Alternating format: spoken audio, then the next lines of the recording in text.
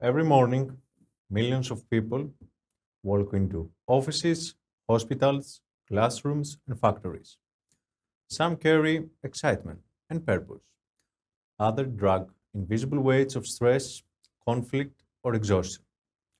Organizational psychology begins here, not just at the boardroom table or in HR policies, but in the everyday heartbeat of work.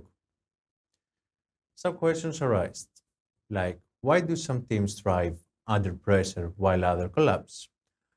What makes a leader inspire trust instead of fear?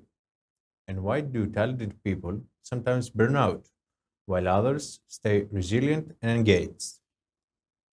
At its core, organizational psychology is about unlocking human potential at work, combining science, empathy, and practical tools to build workplaces where people and performance grow together. It's where data meets dialogue, where motivation, memory, and emotion shape decision, leadership, and culture. And in this journey, we discover that organizations aren't just structures of concrete and strategy. They are living systems of people where they thinking, feeling, and connecting. This is the field that asks not only how do we work, but how do we work better together? And it's this question that inspires new methods like CNOMT, blending neuroscience, color, and guide movements to support mental well being, emotional regulations, and sustainable performance. Welcome to organizational psychology, where science meets the souls of work. My name is Ioannis Kandianopoulos. I'm a business organization psychologist, researcher, and practitioner. My work focuses on bridging scientific research with practical solutions that support people at work from designing diagnostic tools and interventions to developing experimental methods like CNOMT, which come from acronyms Chromatic, Neuro, Ocular, and Motion Therapy. Today, I'd like to take you on a brief journey from the origins of organizational psychology through its presence in Greek organizations, and finally, to share our prototype experimental method, CNOMT. Organizational psychology began over a century ago. It started with simple questions. How can we measure performance? How do we select the right people? Over time, evolved from focusing only on efficient to exploring motivation, leadership, group dynamics, and more recently, well-being and emotional intelligence. In Greek organizations today, we see many of the same global challenges: rapid change, digitalization, and rising stress. But we also face unique local factors, economic pressures, deeply rooted cultural attitudes towards hierarchy, and connecting sometimes limited resources for systematic psychological support. What this means is that while theories and models help, we need interventions and tools that are adapted to the real Greek workplaces, places where burnout, leadership, stress, and crisis recovery are part of daily life. In this context, I'd like to introduce CNOMT, a prototype experimental method we're developing. It combines guided eye movements and color stimulation rooted in psychological theory to help people process work related stress, traumatic memories, and emotional blocks. The aim is to replace established methods, but to add an innovative sensory based approach that fits the realities of modern organizations, especially in Greece, where change, uncertainty, and collective stress have become everyday experiences. In the end, my hope is to open a conversation. How can we bring together science, cultural understanding, and new technology to create workplaces that are not just productive, but truly human, resilient, and healthy? Thank you for being here, and I look forward to sharing ideas with you today.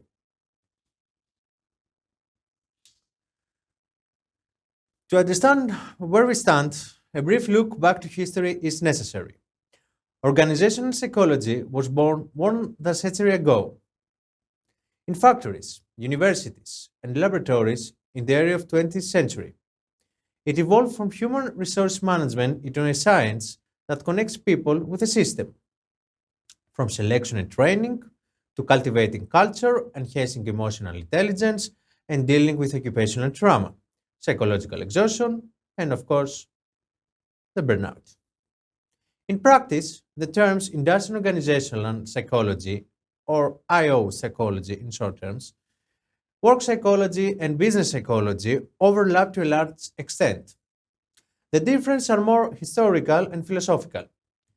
Industrial has more technical measure based work, the individual experience of work, organizational with the human culture aspects, and business links psychology to business strategy. The field now plays a key role in helping organizations and employees adapt, innovate, and thrive in a complex, demanding environment. A time when the first pioneers laid the foundations, like Hugo Mastenberg, one of the fathers of applied industrial organizational psychology, sought to bring psychological science into the workplace. He studied how cognitive and emotional processes affect performance and personal selection. Frederick Wilson Taylor, known for scientific management, Taylorism, analyzed workers' tasks to make them faster and more efficient, an approach that profoundly influenced the industrial age. Lillian and Frank Gilbert analyzed movements into smaller units to reduce fatigue. Then, between the 19th and the 30s, the famous Hathram studies revealed something new and unexpected. It was not only lighting that increased production, but the fact that the employees felt they were being observed, appreciated, and connected as a team. This changed the perspective of science from a purely mechanical approach to a human side of work. It was not only working conditions that increased production, but the fact that the employees felt they were being watched and appreciated. Thus, attention shifted from times of movement to the human side of work. Shortly afterwards, Kurt Lewin appeared, who is considered the founder of modern social and organizational psychology. With his field theory of the concept of group dynamics, he showed us that organizations are not simply collections of individuals, but living systems that are influenced by relationship, rules, and changes. In the decades that followed, organizational psychology expanded from staff selection and training. It began to examine leadership, motivation, culture, and employee well being.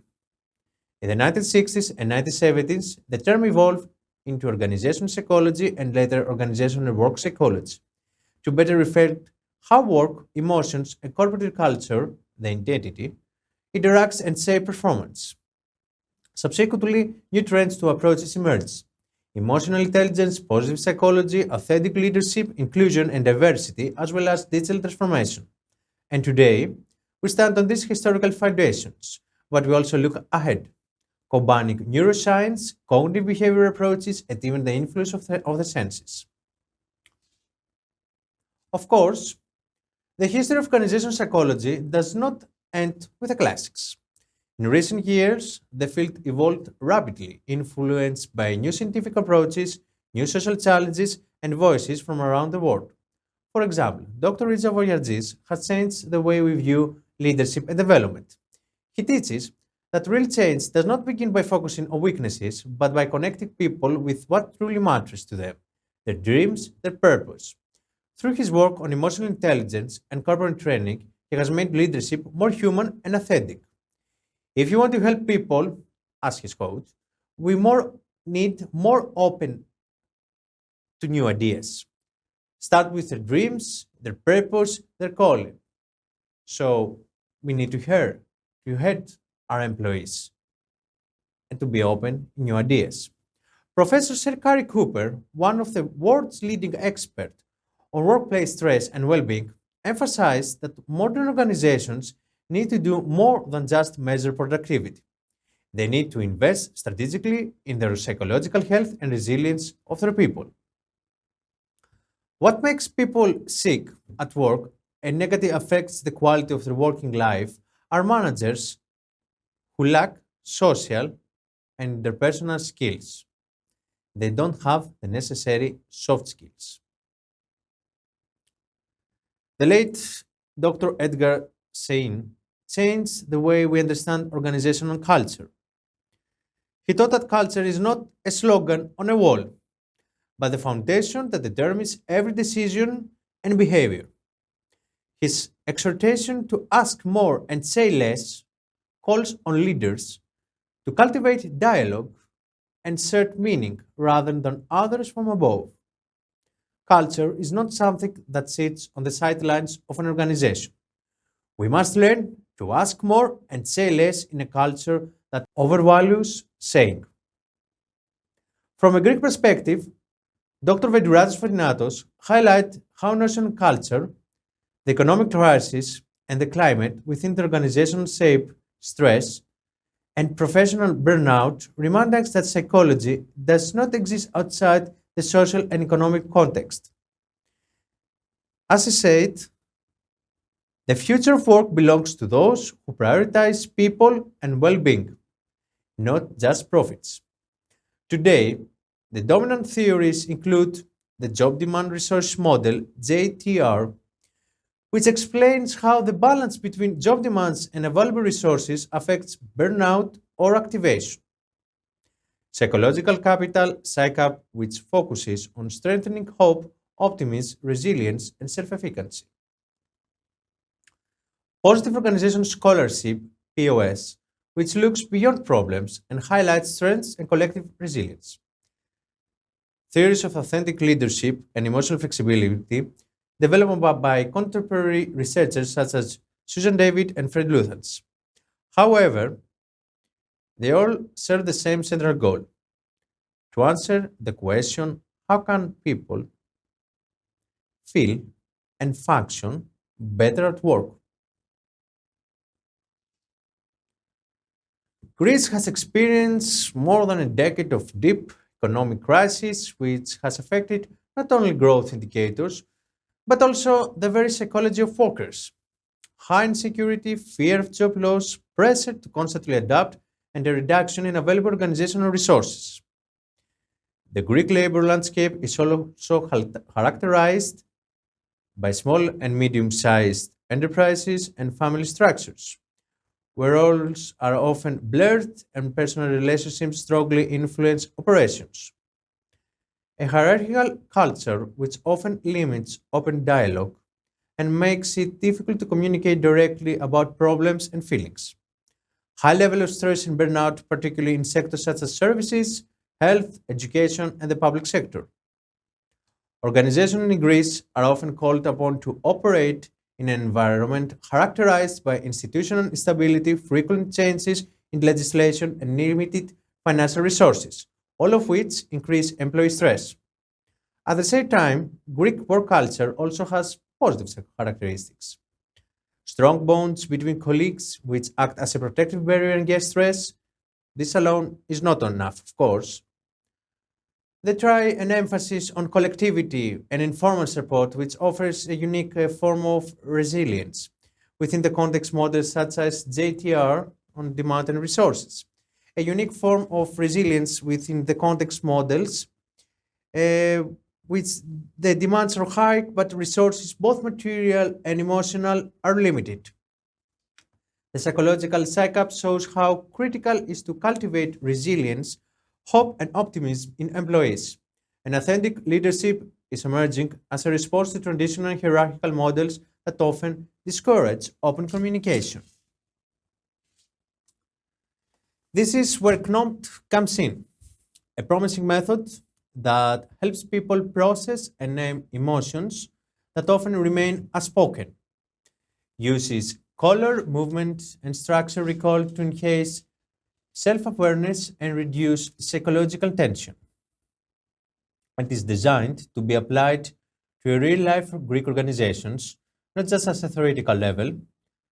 So, we are not talking about a simple theory, but an intervention that locks in peculiarities, problems, and strengths of Greek work culture. The CNOMT method, which comes from acronym Chromatic Neuro-Ocular Motion Therapy, is a part of this new chapter, an innovative experimental psychotherapeutic intervention that combines controlled movements, controlled eye movements, color stimuli, and elements of emotional revival, with the aim of regulating emotions and reducing psychological stress. The theoretical basis of the original experimental C.N.O.M.T method is a new psychotherapeutic intervention that transcends traditional categorized frameworks such as cognitive behavioral therapy, CBT, and systemic therapy while incorporating deliberate elements from both. More specifically, it shares the structure, targeted, and emotional focus logic of CBT, particularly through its specific involvement with memory recall, emotional regulation, and cognitive overload associated with professional burnout. However, instead of relying on verbal cognitive restructuring, CNOMT uses eye movement stimulation and color sensory inputs to facilitate top down neuropsychophysiological processing.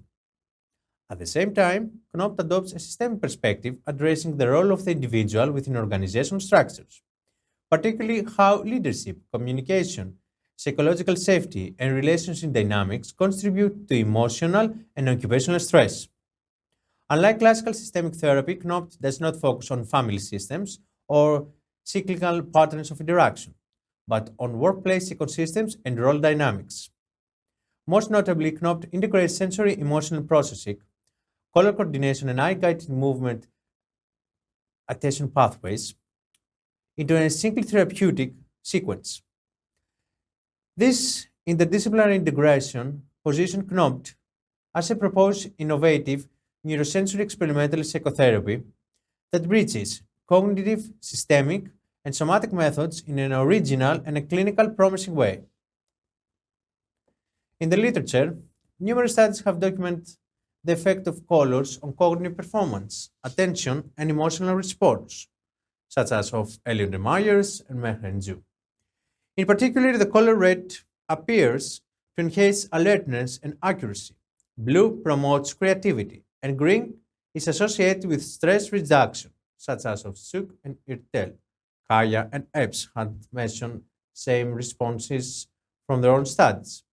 At the same time, EMDR has demonstrated the value of eye movement in reducing PTSD symptoms, possibly through mechanisms that enhance the processing of traumatic memories, as the late Shapiro, the founder of MDR, has found.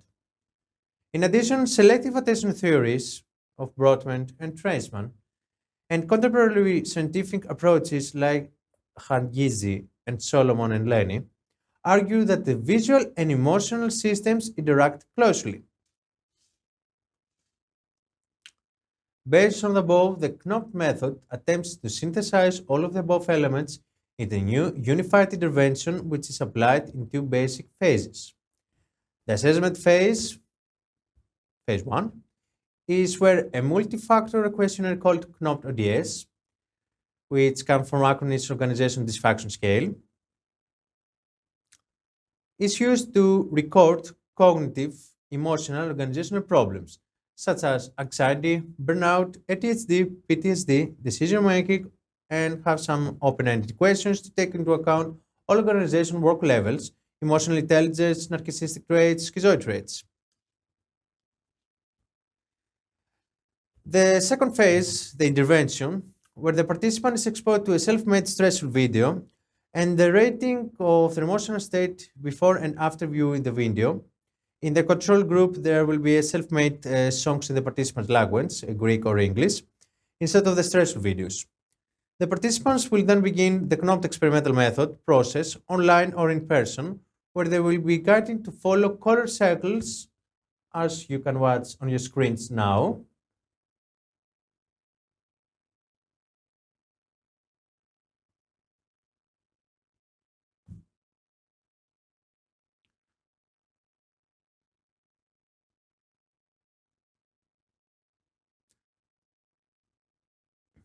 So the participant will begin with the C.N.O.M.T experimental method process, online in person, as I was already told, where they will be guided to follow the colored circles with their eyes while recalling traumatic and positive memories from the workplace, accompanied by relaxation and guided breathing techniques, as well as after completing the proposed experimental treatment through the distress and comfort scale SADS. So as you can see in your screen, we see the movement that they applied through the procedure of C.N.O.M.T experimental therapy. And next to the picture, you see the movements from the start and finish point. Of course, the video that you just watched, it doesn't have to do with a real procedure in terms of color, timing, etc. This is only for presentation purposes. So, let's talk about something that looks deceptively simple, yet sits right at the heart of the C.N.O.M.T protocol. The C.N.O.M.T toolkit flashlight. Yet, as you can see, at first glance, it's just a flashlight. But in C.N.O.M.T, this tool is designed for much more than just a shining light. At carefully chosen brightness level for carefully defined phases of the protocol, as you can see on your screens,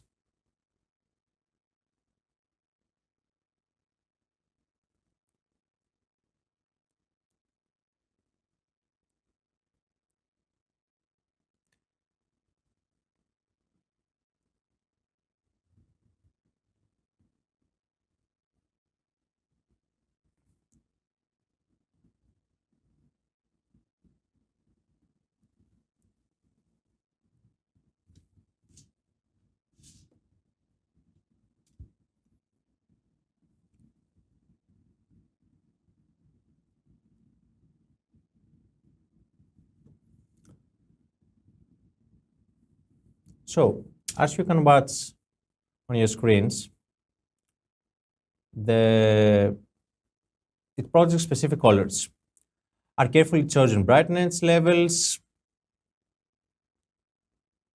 as you can see, for carefully designed phases of the protocol. Not because it looks pretty, but because these colors corresponded to target responses in the autonomic nervous system and helps activate networks for visual attention and emotional processing. The flashlight itself, as you can watch on your screen, isn't the therapy. It's the bridge between guided motion, color exposure, and ultimately emotional regulations. It's designed lightweight and ergonomic, so the therapist can perform smooth, precise movements because here precision isn't a luxury, it's essential. The tool also includes documentation of standardized movement patterns in the official C.N.O.M.T protocol manual to make sure the method is applied consistently and not improvised. Simple in appearance, complex in purpose. The C.N.O.M.T flashlight isn't the cure. It's the tool that makes an invisible healing process visible, and it exists to turn theory into practice. It should be noted that the following tool was specifically constructed for use in the in-person experimental C.N.O.M.T treatment.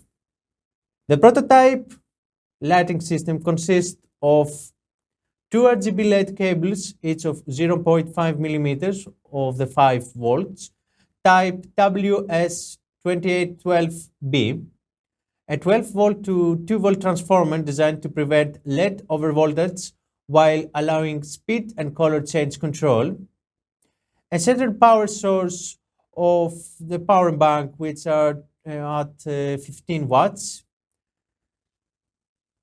The first cable, as you watch on your screen, terminates inside in the lens ensemble, containing a single LED light fixture that has been adapted to sit behind a 3x zoom refractive lens.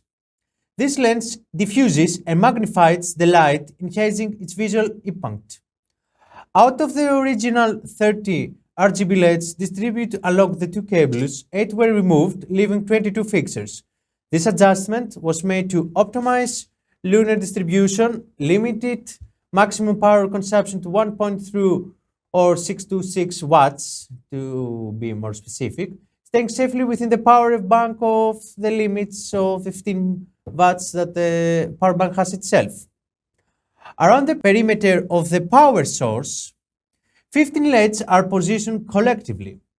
They can produce up to 37.5 lumens. The purpose is to generate an out-of-view angle panoramic lighting field, creating distinct peripheral patterns separated from the center LEDs. This design aims to provide guide eye stimulation and enhance the particular sense of the participant, the space and engagement with visual stimuli. The remaining 7 LEDs are housed inside the lens assembly itself, serving as backup fixtures in case of malfunction of the primary LED. However, during treatment, only one LED, as you can see on your screen, is active and visible with a participant's direct line of sight, positioned centrally through the magnifying lens.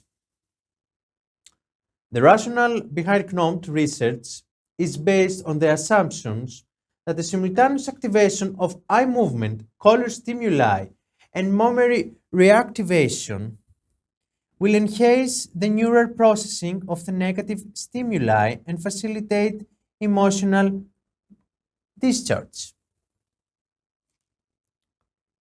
Through executing processing and referring of the memory content. The research aim to empirically validate the effectiveness of C.N.O.M.T and to clarify the cognitive and emotional discharge through executive processing and reframing of the memory content. The research aims to empirically validate the effectiveness of C.N.O.M.T and to clarify the cognitive and emotional mechanism activated during its application. The subject of examination is both the reduction of symptoms and the neurocognitive changes related to the regulation of attention and emotion. The theory of color psychology deals with the study of the effect of colors on human behavior, emotional regulations, and cognitive performance. Colors affect mood and perceptions as they activate neurobiological and psychological processes. According to Ellen Meyer, different colors elicit varying emotional responses and influence performance of cognitive tasks. Research by Kyer and Epps confirmed the relationship between specific colors and emotions, showing the cold colors, such as blue and green, induce calmness, while warm colors, such as red and yellow, intensify alertness and arousal.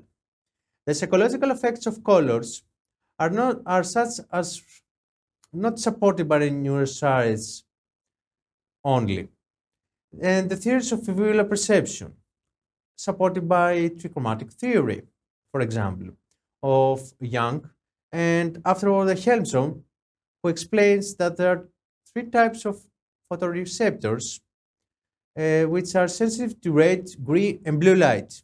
However, Hering's theory of contrast processing suggests that colors perception is based on pairs of constructed colors, explaining phenomena such as afterimages. Contemporary studies show that the two theories work complementary with initial color analyzing taking place in the sensory cells in the retina. The cones, chromatic, which are responsible for perceiving brightness levels and analyze colors, leading to the processing of contrasts that takes place in the later stages of the visual system, according to the Solomon and Lenny. At the same time, selective attention theories, such as those of Broadbent and Treisman, analyze how people filter sensory stimuli. Treisman theory, which emphasizes attenuation rather than complete exclusion of information, remains valid and is reinforced by the contemporary understanding of attention as a dynamic network process in the brain. And of course, the color perception also has applications in emotional regulation and current enhancement. The red increases accuracy and attention, blue enhances creativity, and green is associated with a reduced stress and increased concentration, as mentioned in zoo, as also mentioned. The neurophysiological effects of colors were examined by Gerald, who found that different colors of light affect heart rate, blood pressure, and nervous stimulation. More recent research, such as that by Suk and Ertel, confirms that colors influence emotions but activate specific areas of the brain. Finally, the theory of color perception in traffic signals shows how colors such as red, which perceived as a threat, and green, which perceived as safety, influence attention and behavior, according to Fitz and Jones and Wunsch. Therefore, color psychology is a multi-phased scientific field with links between psychology, cognitive science, and neuroscience that can lead to innovative new methods using the appropriate methodology and in other areas such as occupational trauma, in which organizational and occupational psychologists are called upon to address in the workplaces of small, medium, or large enterprises in the independent productive sector. Numerous research findings highlight that critical impacts of occupational stress on health, making immediate and innovative interventions within organization necessary. In a landmark study conducted by Dr. Pfeffer on Stanford University and Dr. Koch of Harvard University, the research is based on a large collection of scientific studies, data from companies, and empirical analysis on how employees are managed and the impact this has on the organizational space and the health of individuals. They found that work stress not only significantly worsen health outcomes, but can also contribute to a measurable reduction in life expectancy. Their findings, published under the provocative title Your Job is Killing You, identified three primary stressors as the most detrimental to longevity and overall well being: excessive working hours, lack of autonomy, and job insecurity. Specifically, prolonged working hours were associated with a 20% increase in mortality risks, while lack of control in the workplace, characterized by toxic leadership, unsupportive colleagues, and oppressive organization cultures, was associated with a 35% increase in risk. Most alarmingly, job insecurity was associated with a nearly 50% increases in the likelihood of premature death. The researchers conclude that the physiological and psychological consequences of occupational stress are comparable in magnitude to those of chronic health risks such as smoking. These findings provide an urgent rationale for the development and implementation of target evidence-based diagnostic and therapeutic interventions that addresses the important consequences of the occupational trauma. In the context, the original C.N.O.M.T experimental model emerges not only as an innovative contribution to organizational and occupational psychology, but also as a vital initiative for public mental and physical health, responding directly to the escalating epidemic of psychosocial factors of stress, anxiety, and trauma in modern employment, both in Greece and internationally.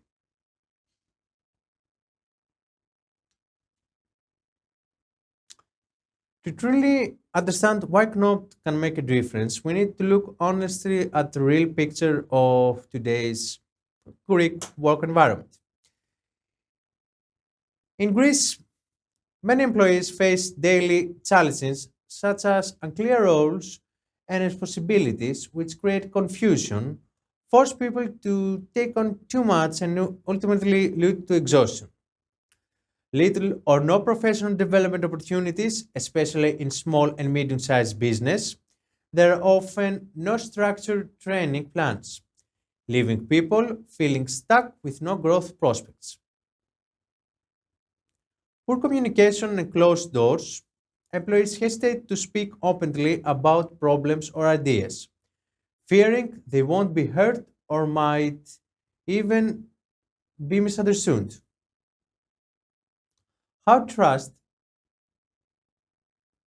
when the Greek work environment has itself a low trust in the leadership, in which many feels that decisions are made behind closed doors, reducing engagement and motivation. A culture of you have to handle it alone, which increases psychological pressure. Adding to this, there is the constant financial insecurity, especially after years of economic crisis and the pandemic, which height- heightens the stress and makes work-life balance even harder to achieve.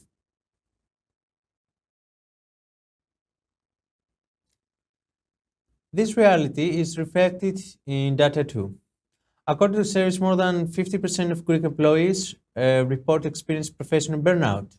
Many describe mental fatigue, lower job satisfaction, and difficulty concentrating. Combining with the traditional hierarchical culture in many Greek organizations, it creates a challenging mix, I believe. High stress and responsibility falling on employees, very limited space to open dialogue, and often low investment in emotional and support tools. Yet, within the environment, there are also strengths we can build on. The power of informal relationships and friendly bonds among colleagues, a sense of collectivity and solidarity that often becomes a shield against stress. In this context, the CNOM comes in not as a theoretical concept, but as a practical tool to help employees recognize and give words to that what they feel, to unlock emotional, often suppressed by fear or a culture of science, and to reduce pressure through conscious breathing and structured self-reflection. So we are not just talking about another new technique. We are talking about a way to support the human being behind the employee in a Greek work environment, full of contradiction, challenges, but also hidden strengths.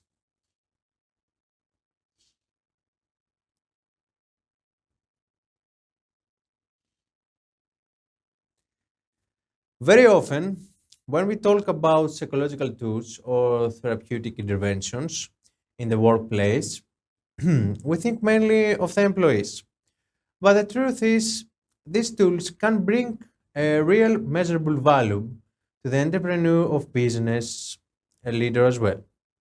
CNOMT, together with a diagnostical tool, CNOMT ODS, and its experimental therapeutic application, offers sometimes deeply valuable to the business owner. A clear scientific picture of what is actually happening inside the organization. Through systematic data collection, the entrepreneur can better understand levels of stress, burnout, and the real challenges the teams are facing. This means that decisions are no longer based only on intuition or isolated impressions, but supported by objective evidence. At the same time, applying CNOMT directly helps reduce the hidden costs of burnout, frequently absences, and the turnover of valuable staff. In this way, it protects one of the business' most important investment, its people. Beyond these measurable results, there is another equally important dimension. CNOMT can help the entrepreneurships themselves to develop greater emotional intelligence, to better recognize the feelings and needs of their team, and also their own personal reactions and limits. This makes them not only a more effective leader, but also a human one. In an era of rapid change and constant pressure, being able to maintain psychological resilience isn't a luxury. It's a real competitive advantage. An organization that actively cares for the mental health and resilience of its people becomes more creative and adaptive, attracts and retains talent, and can navigate it even in the toughest periods more successfully. Simply put, CNOMT isn't just a tool for employees. It's a holistic approach that gives the entrepreneur the ability to see clearly, to support their team more effectively, and to build a workplace culture that drives performance through health and well being rather than at their expense. Why is it innovative? Very often, when we talk about workplace stress management or therapeutic interventions, we mostly think of established psychometric tools or skill building workshops. But CNOMT is different, and this is where its true innovation lies. First, it combines elements from several scientific fields organizational psychology, neuropsychology, cognitive behavior theory, and the applied issue of the use of color and guided ocular eye movements. This creates a multisensory experience that doesn't only involve thinking or talking, but also engage the body and the nervous system. Second, it's specifically designed for workplace settings, for managers and business owners who face high pressure, as well as for employees dealing with anxiety, burnout, or even traumatic experiences for workplace crisis. It's not just a general therapeutic tool, it's a targeted intervention built around the unique realities of organizational life. Third, CNOMT doesn't stand alone. It's supported, as already mentioned, by the CNOMT ODS, a diagnostic tool that measures organization factors, emotional intelligence, PTSD, burnout, and many more, as already mentioned. This allows organizations to gather measurable data before and after the intervention and to truly evaluate its effectiveness. And finally, perhaps most importantly, it's a method that is experiential, holistic, and practical enough to be applied within a business environment. It bridges theory and practice, giving the entrepreneur and their team a stress management tool that is not just theoretical but hands on and directly usable. That's why we call CNOMT innovative, because it brings something truly new, scientifically grounded, and practically applicable to the field of organization psychology and workplace stress management.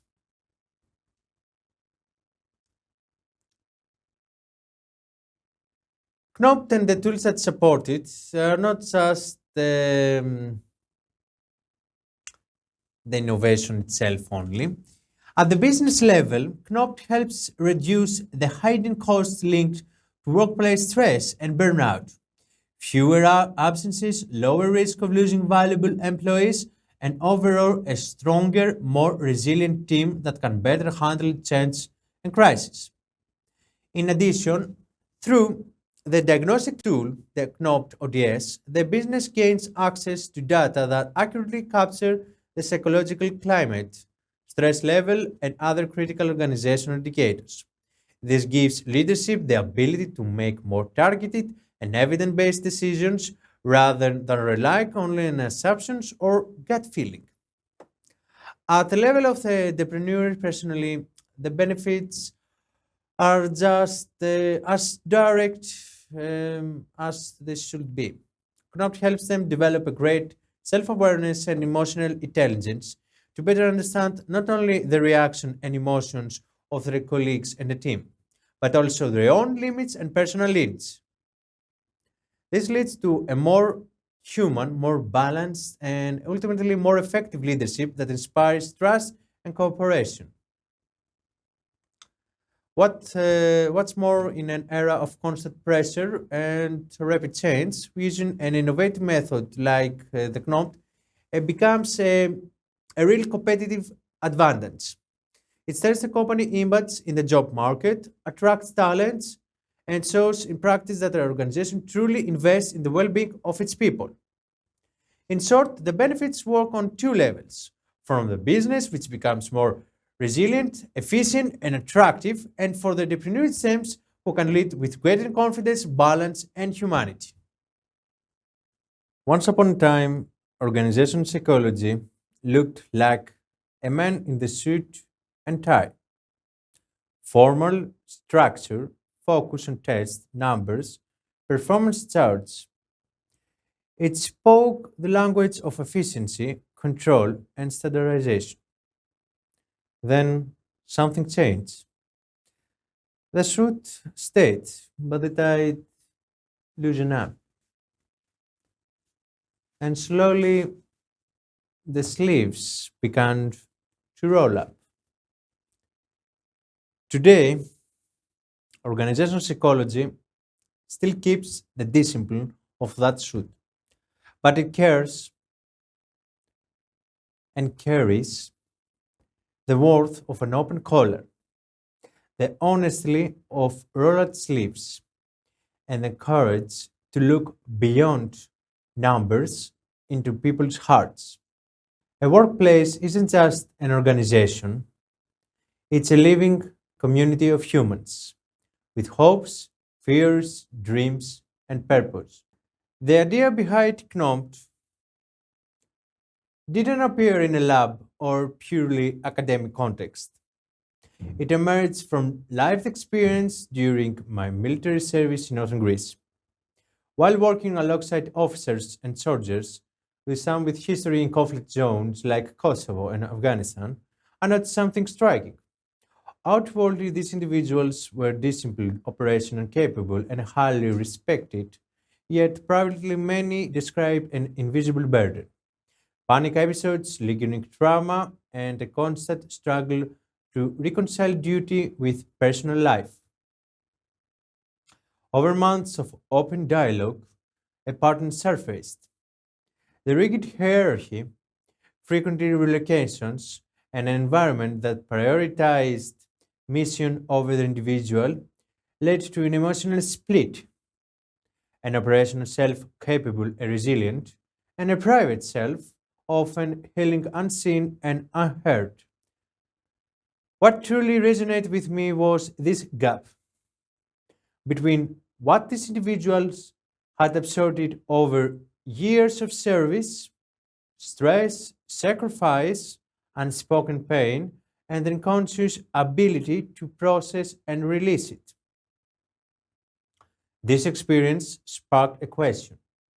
Could structured sensory techniques combining color, eye movement, and breathing help bridge that gap? Could we guide people from automatic absorption of trauma and stress towards conscious awareness and integration? CNOMT was born from this question. Its structured design, grounded in both psychology and real world organizational challenges, aims to help individuals disentangle what they carry unconsciously, whether that burden comes from the battlefield, the boardroom, or everyday life. It's about transforming hidden wounds into a conscious healing. As we come to the end of the presentation, I'd like to share this final slide with you, which contains two QR codes.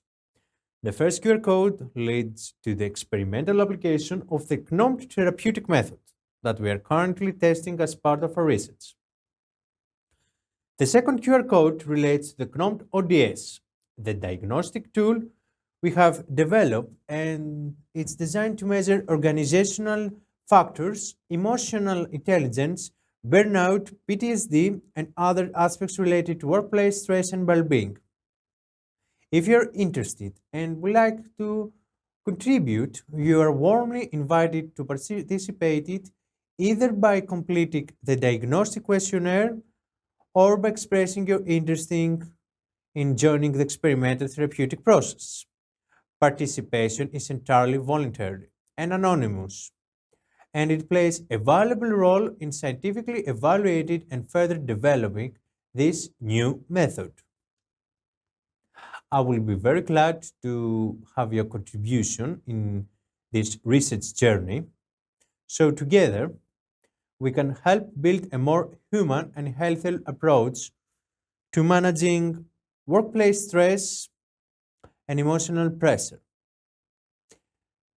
Thank you for your time. Until next time.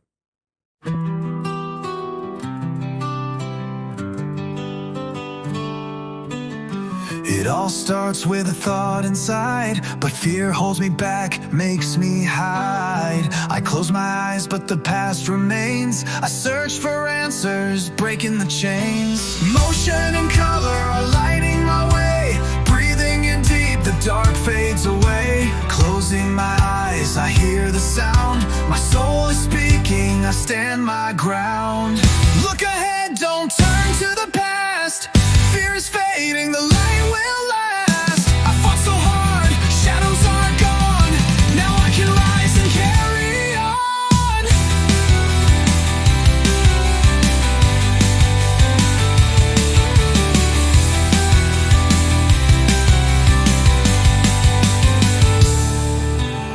My eyes are moving, the rhythm flows. The colors shift, my spirit grows. Memories rise but don't pull me down. I see them now but I won't drown. The pupil reacts, my mind is clear. At last I know I have no fear. With motion, color and breathing strong, C.N.O.M.T has made me whole all along.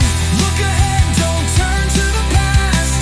Fear is fading, the light will last. I fought so hard, shadows are gone.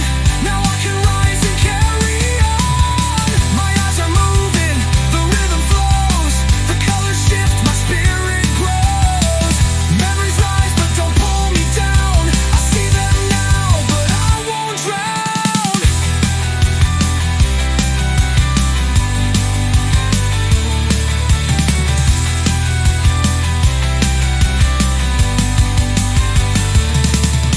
The pupil reacts, my mind is clear. At last I know I have no fear. With motion, color and breathing strong, C.N.O.M.T has made me whole all along. Look ahead, don't turn to the past. Fear is fading, the light will last. I fought so hard, shadows are gone. Now I can rise and carry on. The pupil reacts, my mind is clear. At last I know I have no fear. With motion, color and breathing strong, C.N.O.M.T has made me whole all along.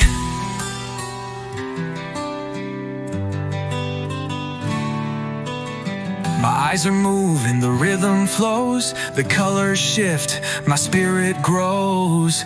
Memories rise but don't pull me down. I see them now but I won't drown.